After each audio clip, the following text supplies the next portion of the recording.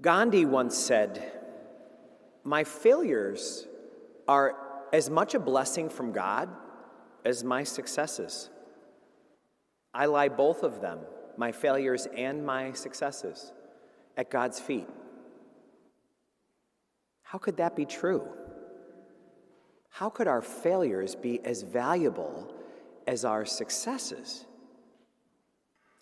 If we pay attention to life as we age, we realize that success is valuable when we're starting off in life. We need some success in order to get a job, take care of ourselves, make our way in the world. But we reach a point when success really has nothing more to teach us. It might still feel good, but we're never going to become great if we just binge on success after success after success. We need failure to season us and to make us wise, because we're bound to learn a lot more from losing a job, say, than keeping it. We're probably going to learn a lot more from ourselves in those moments than if we just stay another 5 years. We learn an awful lot more from a heartbreak than we do from a cruise ship. Going on a cruise is wonderful, but it rarely teaches us something. A heartbreak can teach us a lifetime of lessons. We know that people who have survived or are surviving cancer, I know there's some here right now on that journey, they know things that they didn't know before, and that those of us who haven't been on that journey can't know in the same way. So we hear in the gospel tonight that James and John, these two brothers, want to be great, and so they think they know how to do it. And they approach Jesus to say, "Jesus, can we please be your senior vice presidents?" And Jesus said, "You'd be the youngest, greenest senior vice presidents in the history of the world. Are you sure?" And they said, "Oh yeah, we're ready for that." And what we hear him say is, if you want everybody to know your name, you're not going to be disappointed. But it won't be because your path was so cushy and glamorous, like a senior vice president. And that's because if what they want is glory, they need to know, and we need to know, that success can't bring you glory. It's not possible for success to bring you glory. Success can offer us glamour. We can receive glamour from success, but that's not the same thing as glory. Glory is not achieved from accomplishments. We wish we could achieve glory that way, but we can't.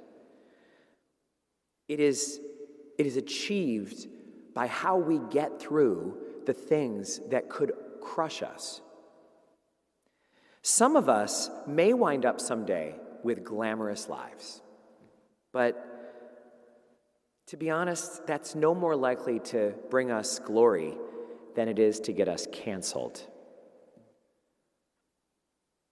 Kate Middleton is a fascinating person to watch. She became part of the British royal family in 2011. She's the Princess of Wales. Can you imagine what it was like for her when she and William were getting serious? Imagine the thoughts in your head. Am I really going to marry the future king of England? Is this real? Princess of Wales. I mean, think of who the last Princess of Wales was. Diana. Household name. Can you imagine what a glamorous life was offered to her when William asked her to marry him? But what do you think has taught Kate Middleton, the Princess of Wales, more? Do you think she has learned more from waving from the balcony or trying to find a way to help her kids stay sane in a life like the one they have? Do you think she has learned more from glamorous foreign visits wearing fancy hats? or from her battle with cancer. You can achieve glamour by being the Princess of Wales, but not glory. Glory only comes from the way we handle life's storms. Being a celebrity is something that a lot of us wish for. They say when they do a survey of high school students, many high percentage of them want to be famous. I think it's in the 80 percentile. I'd really like to be famous, they say. But although that life can bring you glamour, it's also the fastest way to getting canceled. Many famous people mess up and get canceled. And glory is not something that celebrity can bring you any more than success in business can bring you that. It comes from what happens after we get canceled. I keep thinking about Will Smith, for example, and what happened with Chris Rock. What is he going to do with this difficult opportunity that's been given to him to be disliked all of a sudden by many in society? What's going to happen afterwards? That's where the opportunity for glory comes in. His mistake may cost him a lot of glamour, but it is his chance to live a life so noble that it could bring glory. I think it's interesting for us to think about this frame as we think about Jesus. He was actually canceled. That's a good way to describe what the Jewish authorities and the Romans felt about Jesus. Let's cancel him. Let's invalidate everything he's saying, and let's let people know what a scoundrel we think he is, that he's a blasphemer. And that is where his glory shined most clearly. We see what happened when he was canceled by the Romans. He used that horrible tragedy to save the world. And I think we can all agree there's not much about Jesus' life that was glamorous. But he's the only one in the whole world about whom we say, at his name, every knee shall bow, on earth, above the earth, under the earth. It's the only name I say that when I look out at you, I see many of you go like this. Many of you who went to Catholic schools were taught that, weren't you? I can't even say the name, Jesus, without you doing it. So this week, we are being asked, how do I handle life's hardships? How do I handle those things that happen to me that are horrible? The temptation will always be to waste them. And the way we waste a hardship is by giving into self-pity or getting resentful or angry or self-destructing.